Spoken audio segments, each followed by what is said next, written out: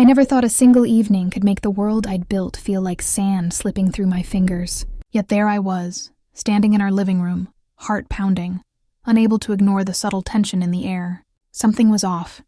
Something I couldn't yet name, but I knew instinctively that it mattered. My name is Emma, and I had spent nearly a decade married to Mark. On paper, we had everything. A cozy house in the suburbs, 2 children who filled our days with laughter and chaos, and a life that appeared stable and ordinary. But beneath the calm surface I had felt a quiet shift. Tiny cracks I had ignored, dismissing them as stress, work pressure, or the natural ebb and flow of marriage. Mark had always been my anchor, steady and dependable, with a warm smile that could soften even my roughest days. But lately his attention seemed elsewhere. Late nights at the office, distracted glances at his phone, a distance in his tone I couldn't reach. I told myself it was nothing, that I was imagining it, but deep down, a whisper of doubt had started to grow. Then there was Sarah, my best friend since college. She was vibrant, confident, and sharp, with a laugh that could fill a room. Over the years, she had also become close to Mark. Their friendship was harmless, or at least that's what I told myself. Yet tonight, as she arrived to drop off a small gift for Sophie's school recital, I felt a ripple of unease. Something about the way she lingered, the way Mark's eyes lit up when he saw her. It made me tense, like standing on the edge of something I wasn't prepared to face. The evening began innocuously enough. Soft chatter, the hum of traffic outside, the faint scent of lavender from a candle I had lit. Everything appeared normal. But as I watched them interact, laughing, leaning toward each other in ways that seemed casual but carried weight, I realized there was more here than friendship. A silent tension had crept into the room, heavy and insistent, and I couldn't escape it. I remember gripping the edge of the sofa, trying to steady my thoughts, telling myself I was overreacting.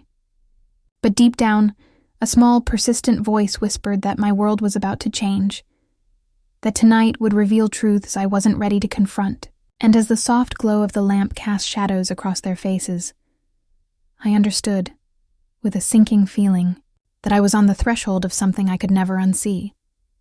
The evening had begun with an air of routine. Sophie's school recital was over, and the house was quiet, except for the soft hum of the refrigerator and the occasional creak of the floorboards. Mark leaned against the kitchen counter, scrolling through his phone, while Sarah lingered near the doorway, her presence casual, but somehow charged. I felt a strange knot tighten in my stomach. It wasn't jealousy, not exactly, but a gnawing suspicion that something had shifted between them, a tension I could no longer ignore. Mark had always been the man I trusted most. He was reliable, thoughtful, the kind of partner whose presence made ordinary moments feel secure. He would notice the small details, a favorite snack left on the counter, a tired expression after a long day, and respond with care. But tonight, the ease between him and Sarah felt different. It wasn't merely friendship. It was intimate in a way that left me watching silently, analyzing each glance, each laugh, each lingering touch of the hand that seemed innocent, but carried a weight I couldn't decipher. Sarah, in contrast, exuded warmth and charm. She had been my confidant through heartbreaks and triumphs, the one person I could always count on. Yet now, I couldn't shake the feeling that I was seeing her differently, through a lens I wasn't prepared for. Her smile, once comforting, now felt pointed, almost knowing, as if she carried a secret I was meant to discover. Every word she spoke seemed layered with subtext, every casual gesture amplified in my mind. I tried to anchor myself in the ordinary. "Thanks for coming over, Sarah," I said, forcing a smile as I helped her place the gift on the counter. "Sophie will love this." "Oh, I'm sure she will," Sarah replied, her tone light but her eyes flickering toward Mark for just a moment longer than necessary. That small, imperceptible glance sent a shiver down my spine. I wanted to tell myself it was nothing, that I was imagining it, but I couldn't. I sank into the sofa, feeling a tension coil inside me. The familiar scents of the house, vanilla from the air freshener, the faint aroma of Mark's cologne, did nothing to calm my nerves. The scene before me felt charged, like the calm before a storm. My mind raced through scenarios, each one darker than the last. I wondered how long this had been brewing, how blind I had been to the signs, how deeply intertwined their connection had become behind my back. And yet, despite the unease, I was drawn to watch. It was as if a part of me needed to witness this, to confront the truth no matter how painful it might be. The evening stretched on, each passing minute layering the air with an invisible tension, until I realized that this night would not end quietly. Something was about to surface, an unspoken reality that would change everything I thought I knew about Mark, about Sarah, and about myself. The conversation began casually, but every word hung in the air with more weight than it deserved. Mark laughed at something Sarah said, and the sound, once comforting, now felt foreign to me, like a melody I had heard before but could no longer recognize. My chest tightened as I noticed the effortless ease between them, the subtle synchrony of their gestures, the way their eyes seemed to communicate in a language I wasn't allowed to understand. "Mark, did you manage to finalize the report for tomorrow?" I asked, trying to mask the tremor in my voice. "Almost," he said, glancing at Sarah with that familiar warmth I hadn't seen directed at me in weeks. Sarah actually helped me brainstorm a few ideas. She really gets my thought process. I forced a nod and a smile, but it felt brittle. "Oh, that's great," I muttered, the words sounding hollow even to my own ears. Sarah leaned against the counter, a faint smile curling her lips. "We just went over a few possibilities," she said casually, though the subtle glimmer in her eyes suggested she knew exactly the effect her presence had. I swallowed hard, trying to steady my racing thoughts. It was then that I noticed the small things, the brush of her hand against his when she handed him a notebook, the way he leaned just a little too close as he spoke. Ordinary gestures, perhaps, but magnified through the lens of my growing suspicion. A slow, sinking realization began to form. The relationship I had trusted might not be what it seemed. I excused myself to the kitchen, gripping the counter as if it could anchor me. The hum of the refrigerator, the faint scent of vanilla and lavender, and the distant echo of Sophie's laughter from her recital all collided in a confusing swirl. My mind refused to stay calm. Could it really be what I feared? Or was this just my imagination running wild? Returning to the living room, I felt a tension thick enough to touch. Mark and Sarah were still there, still laughing, still leaning into each other, with that quiet familiarity that shouldn't exist in the presence of a wife, of a friend, of me. My voice caught when I tried to speak, my thoughts scattered between denial and dread. And then the phone vibrated, a soft, insistent reminder of the hidden life I hadn't wanted to see. I didn't need to read it. The name flashing across the screen was enough.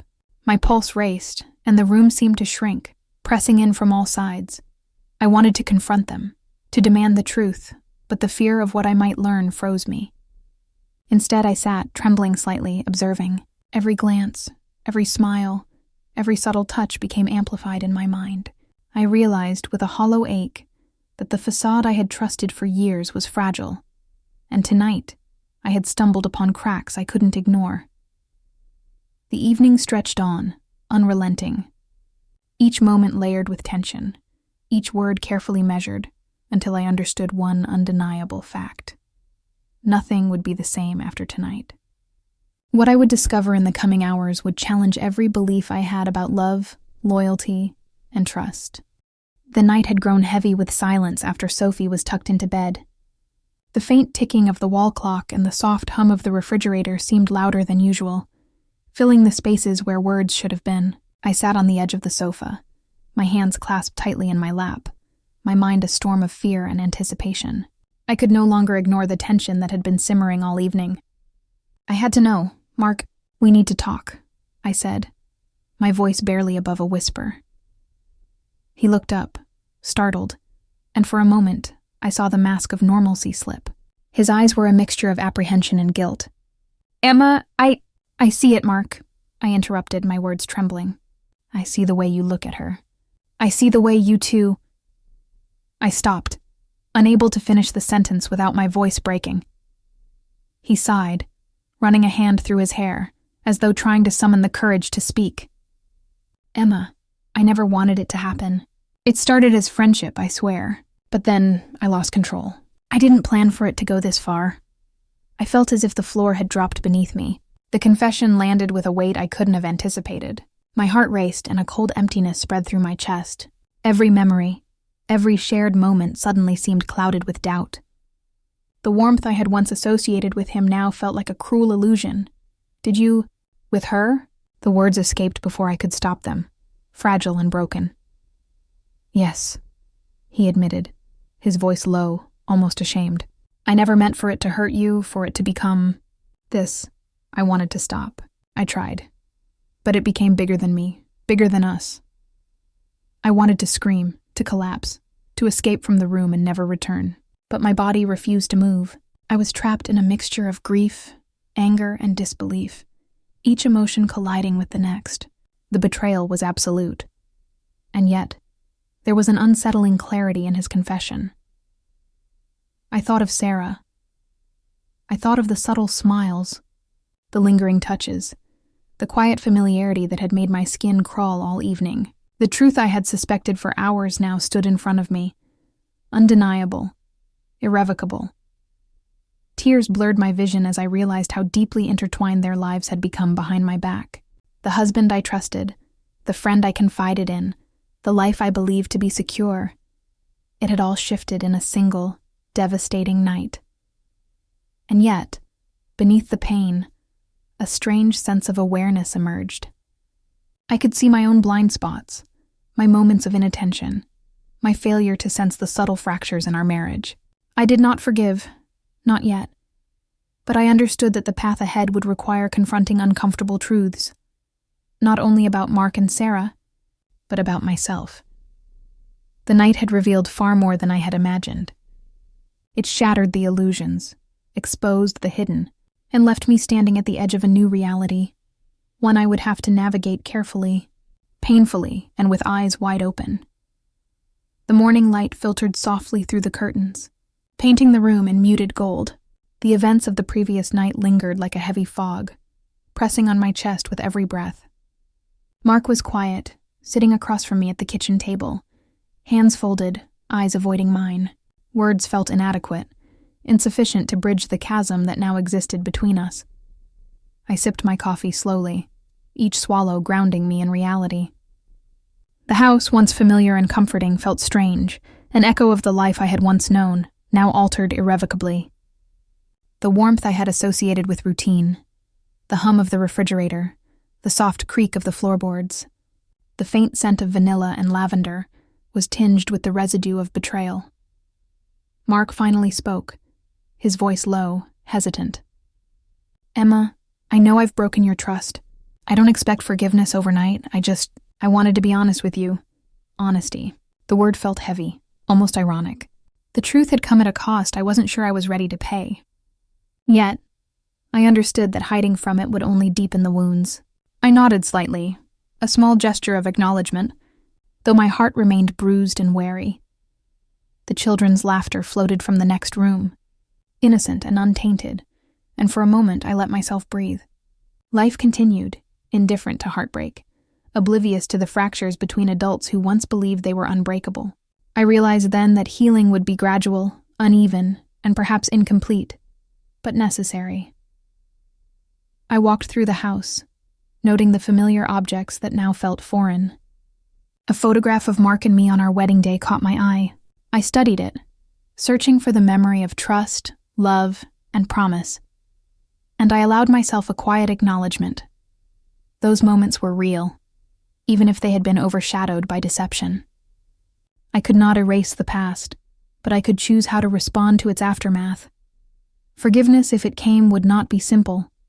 It would not be a blanket erasure of hurt. Instead, it would require patience, reflection, and an unwavering commitment to honesty. I understood that this night, this revelation, was not just about betrayal. It was a mirror reflecting the hidden truths of desire, weakness, and human complexity. As I watched Mark silently, I realized that life is rarely neat or predictable. We navigate imperfect people, imperfect choices, and imperfect circumstances, and sometimes the only path forward is through awareness and resilience. The night had revealed far more than I had expected. Not just about Mark, not just about Sarah, but about the fragility and strength within myself. I exhaled slowly, letting the weight of that understanding settle. The road ahead would be challenging, uncertain, and fraught with emotional turbulence. Yet for the first time since the revelation, I felt a glimmer of clarity. Life had shifted, yes, but it had not ended.